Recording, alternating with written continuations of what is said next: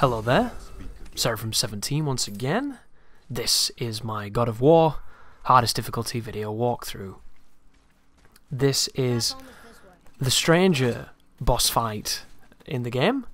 We're going to be making our journey back home, and then when we get home we're going to be interrupted by one of the new cast of antagonists. This is going to have spoilers, obviously. It's a walkthrough, it's just inevitable.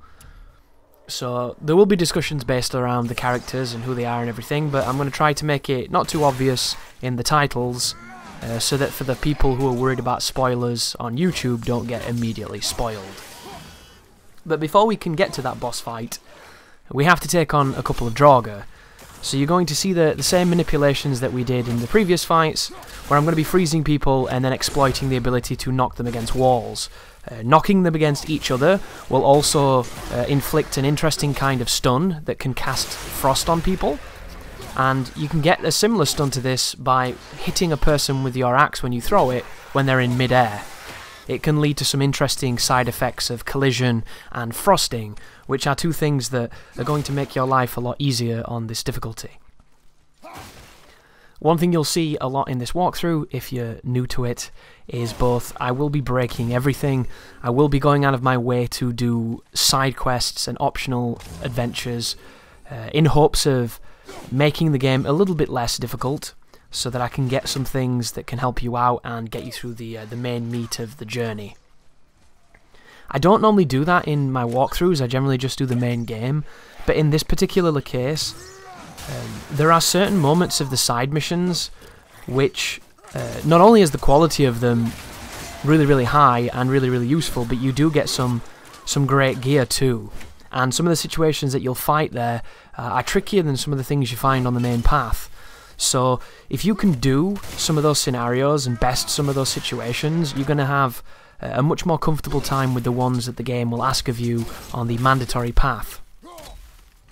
But this is still early on, and this is Give Me God of War, a difficulty where the game has pretty much specifically gone really heavy into the idea of you having to hit enemies a lot. And this is something that's never going to change. You're always going to have to hit them quite a lot. The difference being is you're going to be able to hit them with different things. And when you use all of these abilities in conjunction with one another, you can do a lot of interesting stuff when it comes to locking enemies down. It's not the most difficult thing to do. It's not that taxing mechanically, but it really proves effective. And you'll notice it here with this creature. This particular enemy has a high tolerance and resistance to the Leviathan Axe because he's made of frost, of course, so the fists are a great weapon against him. But he takes a pounding, so chances are you will stun him before you kill him just by virtue of how much damage he takes, and then you can finish him off with the execution. The executions do incredible damage, which is what's so good about them. However, the stun threshold on this difficulty is so difficult to get to that you have to hit people hundreds of times sometimes. It's kind of crazy. You will more than often times kill people before you stun them, because stunning them just isn't viable unless you have some kind of incredible way of doing it. And outside of using, the powerful stun moves into a wall, into the back of an enemy, hitting an enemy from behind, stuns are something that are going to happen infrequently, which makes them awesome when they do. But this is the boss fight. This is a multi-phased boss fight with checkpoints between each sequence, and it's an interesting little bit of shadowing here because you'll notice that the boss has, I think, is it 5 bars of HP?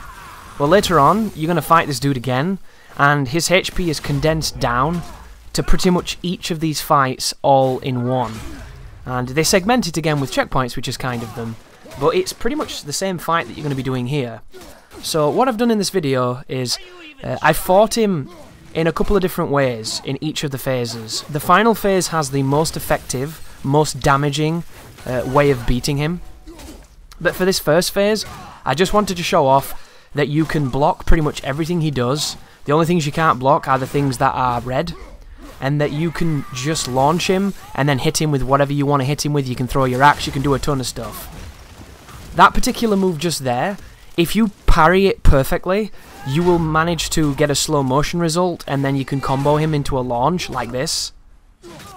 You can do that on that move. However, if your timing is off, it will go to that kind of scripted moment where you knock him away. If you don't press R1 after that moment, he will attack your shield and start doing a different combo. There are also moments in this fight where if you do certain damage to this guy, he will do a context counter to you, which you can counter. It doesn't give you a prompt though, so you have to understand that that's what the game wants you to do. And it happens when he grabs your weapon and he goes to punch you, and all you have to do is press L1 to block him, and then when you attack, you'll embed your axe into him. You're going to see this happen. But for the most, the pattern is the simplest thing it could ever be. He's going to taunt, and when he taunts, you can usually get a combo on him. When he attacks you, he will dash to the side before doing a well-telegraphed teleporty punch, which is easy to attack. He's going to slam the ground like that, and then when he's close, he has a 3-punch combo, which is really well-telegraphed and easy to parry. But once it gets to this cutscene, it means the first battle is done, and we're going to transition into the second one. So the second battle starts you off in Rage mode. I don't know why I said that. Rage mode, sorry. The Spartan Rage. And I turned it off because I don't want to use it. It's one of those things that it's just me being me.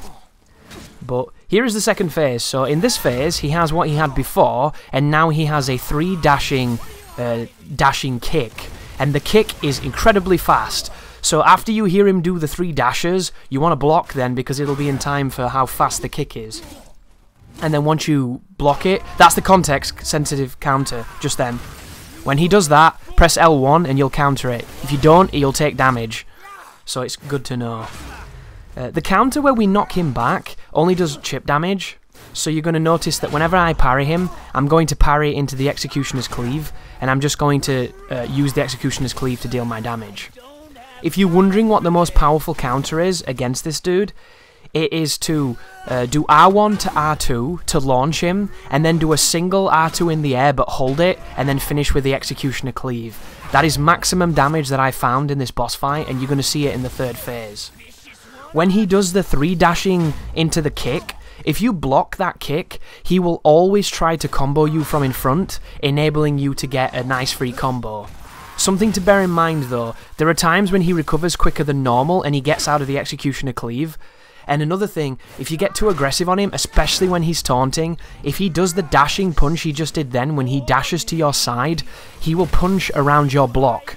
So even if you press block to parry it, he'll still hit you and you'll take damage.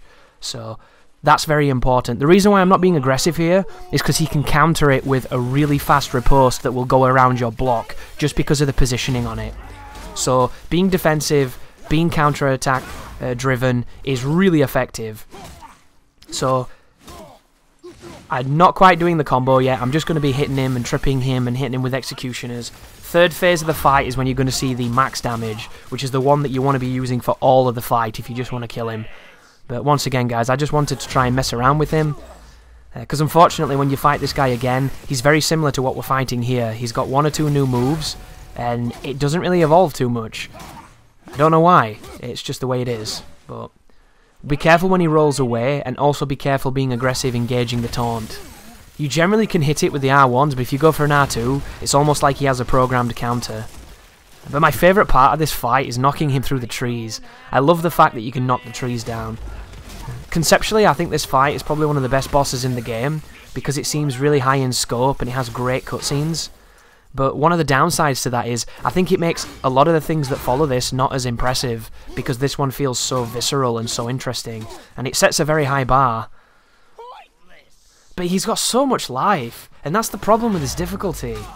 You have to hit everything so much, it gets really tedious, and it's such a shame, because I just don't believe that is good design. Here he comes, there's the parry. There's the R1, there's the R1, there's the R2, there's the R1, there's the R2 at the end of this, and here's the end of the second fight. So moving on to third phase now. Third phase is going to be the quickest. We're going to do some serious damage to this dude, and it's going to look a little bit like this. So launch into 1 R2, into charged Executioner's Axe, and you're going to take off nearly a full block of his life. And that's the combo we're going to do. Parry into R1, into R2, 1 R2 hold it, into Executioners, and that's max damage. Really big damage. There's the contextual parry, because we were doing a lot of damage to him. There's the standard parry. Here's the jump attack, which is new. and then you can punish this if you're quick enough. 1R1, into a launch, into an R2, into the charge, and boom. Look at the damage. Way better, right? This is, I believe, the fastest way to damage this guy that I know of at the moment. And the game has only not even been out a week, so maybe this will change. Maybe we'll discover better strategies. But at the moment, this feels like the best to me. When it comes to the way I'm playing, anyway. I have no doubt you could potentially be more aggressive here and maybe kill him a bit quicker. But as far as safety strategies go, he can't damage you when you're doing this and he can't recover from it. So it's guaranteed great damage. So, super effective strategy. And then the other ones were just thrown in there to show you that you can mess around with him if you want to. And that's the end of the fight. So thank you very much for watching, and you take care now.